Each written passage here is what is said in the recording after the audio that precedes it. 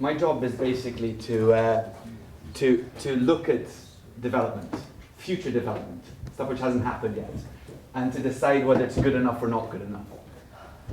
And it's interesting, particularly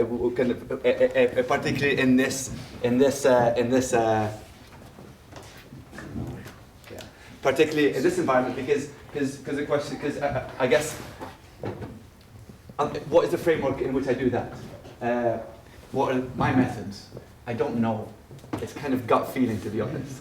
And interesting, because as part of my job in kind of making kind of these decisions whether future development's good enough or not good enough, I also kind of do develop a lot of learning in terms of the way policy impacts urban form and feed that back in. So on one hand, we're kind of making decisions on design of future development, and on the other hand, writing policy and deciding, okay, so we've got to kind of change these policies to make these things better. But I think the reason I'm particularly interested in this forum is because I think one thing that is lacking in the professional field is some sort of, I guess, some sort of kind of academic. I guess, as I said, all the decisions I make nowadays are based on gut feeling. That doesn't quite feel right to me. It doesn't. I don't think that's the right thing. Anyway, so I work for this guy. I think for those of you who don't know, it's Boris Johnson, the Mayor of London, and I provide him design advice. I negotiate with architects and developers on new development, and I write planning policy. Most of my job is looking at images, computer images like this. Architects come up and say, look, we've got this great new development. This is what it's going to look like. It's going to be amazing. And I have to kind of try and make some decision. Is it or is it not? Is it good enough or is it not good enough? And I think it's really difficult. Obviously, I'm 35 years old. I've always lived in large cities. My experience is based on living in large cities and looking at places. A little bit of a academic background, but not much. And you kind of have to make decisions. And I think there's kind of, the way I'm currently working is kind of on this. I guess this is kind of hierarchical, but looking at 4 different aspects of development. What's actually happening? The people, the uses. Is it shops? Is it schools? Is it housing? What's happening at ground level? What's happening on up there? What are people doing up there? What's happening on streets? Are there buses? Is there cars? Is there bicycles? All that kind of stuff. And I guess looking at these kind of with these 4 different aspects, you kind of have to somehow kind of make a decision and say, yes, this is good, or no, this isn't good. So things that I'm kind of often looking for example, starting off with what's happening at street level. Again, these are all kind of CGI, so these are all fake. What do you mean? Okay? There's a hedge along here. There looks to be an entrance here. An entrance suggests there's going to be people coming in, people coming out. Maybe that's a good thing, maybe that's not a good thing. Quite often I have to ignore the people, because these people are fake. I've got to kind of think, okay, usually it's always sunny as well, blue skies. You've got to think, okay, what's the worst case scenario? Imagine this, I've always enjoyed dystopian films, and I think, okay, what's the worst case scenario here? Kind of raining, it's dark, there's criminals in the street. Can this still be good enough? Another development here, this is a school. Lots and lots of housing. This is probably one of the highest density developments in London if it does get built. Again, looking at the people, what's happening in the street? There's no cars here. It's unlikely. We're working out that the number of rubbish trucks to serve a development of this density, there's going to be a rubbish truck every 2 or 3 hours. So I think if anything, what your experience of being in this place will be there's going to be rubbish trucks kind of beeping, kind of guys screaming, throwing rubbish bags inside the truck. And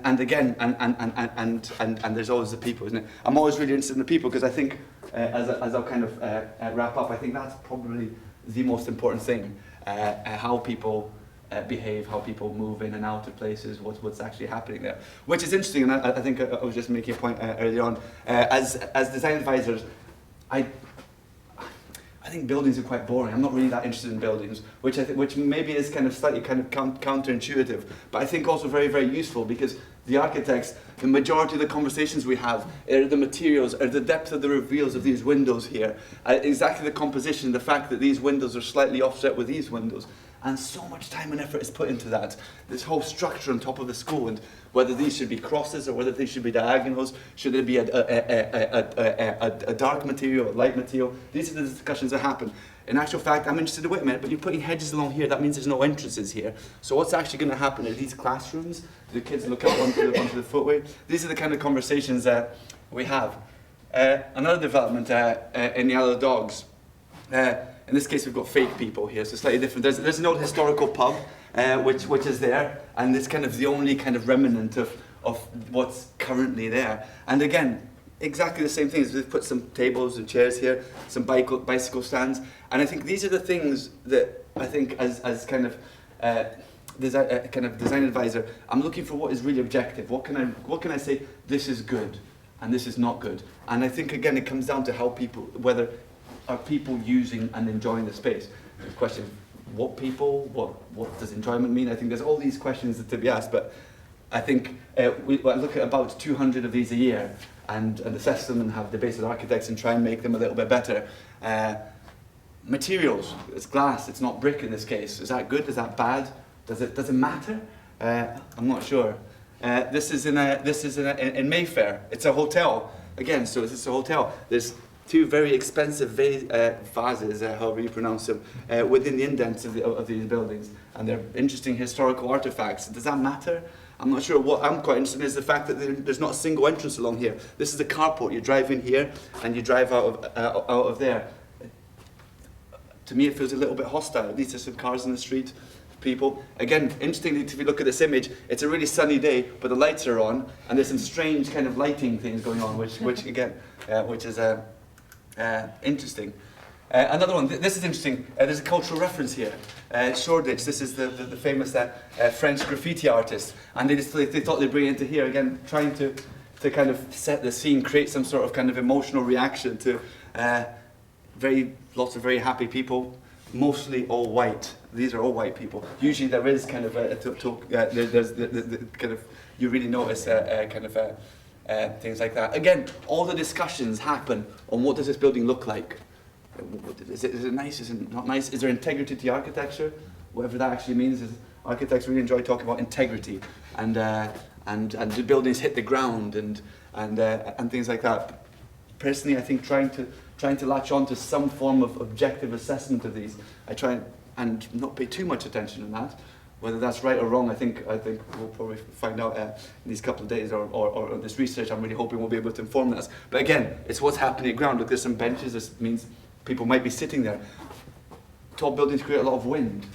How windy is it going to be here? Is it likely that these people will actually sit there? How will it actually feel to move in and around these buildings?